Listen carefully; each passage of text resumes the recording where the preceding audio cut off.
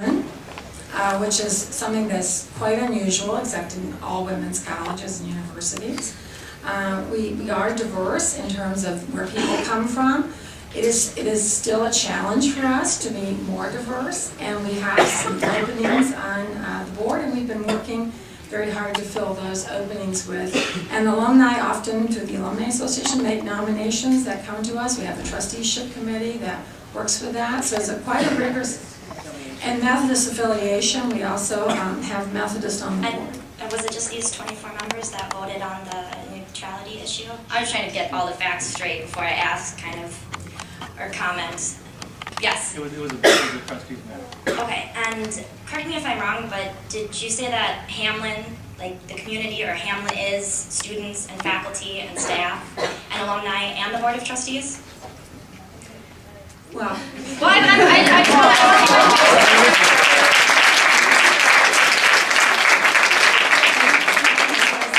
see where this is going.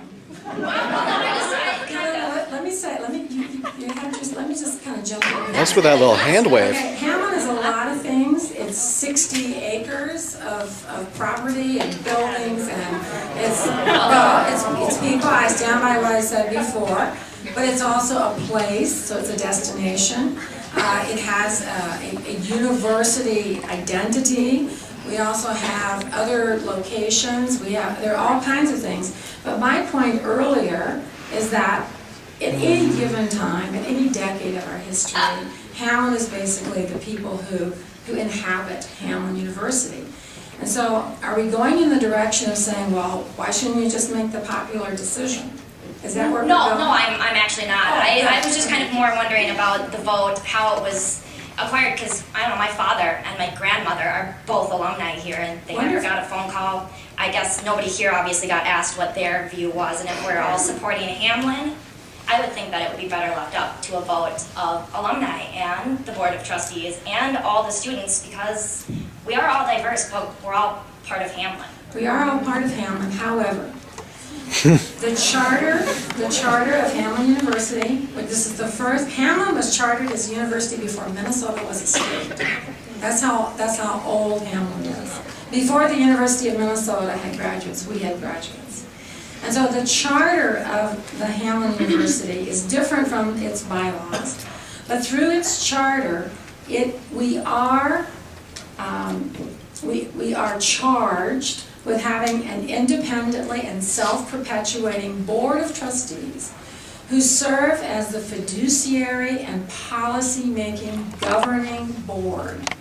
They are the ultimate decision makers on things that apply to policy matters, fiduciary matters, matters that affect everything from faculty tenure, whether they get there are certain kinds of decisions that directly end up with the board, because that's where they belong. Oh, absolutely. So then I guess I have a last comment, and it's more directed at all of you who showed up today.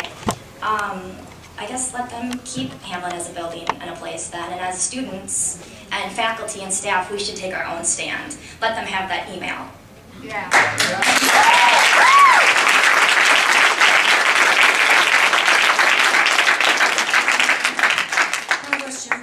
An announcement they'd like to make, and then we'll close. Oh, excuse me, I'm sorry. No, I was just Trustee Ness, we'll have her go. Thank you. Go ahead. Please go ahead. Go ahead. He's going to make an announcement. I wanted to thank all of you for speaking up today and for expressing your view. Use the microphone. I didn't hear you. Sorry.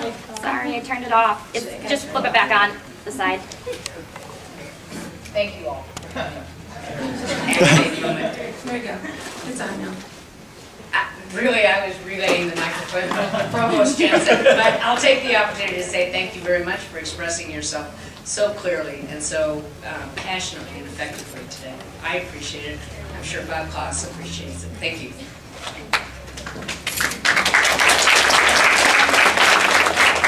Thank you. I'd like to echo those sentiments first. I'm of similar vintage to President Hanson, and I remember being on the other side of these kind of things in the late 60s and early 70s. It's invigorating in a different way to be up here, and your input is appreciated.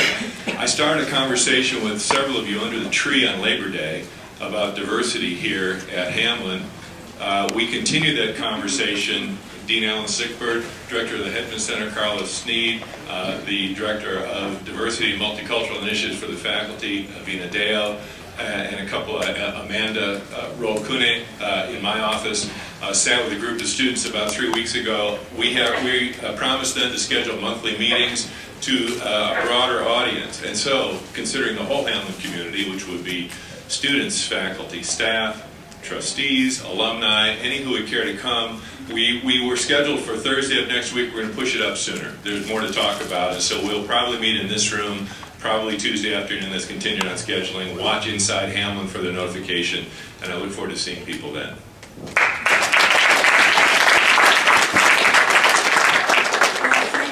Thank you very much for coming this afternoon. I hear you.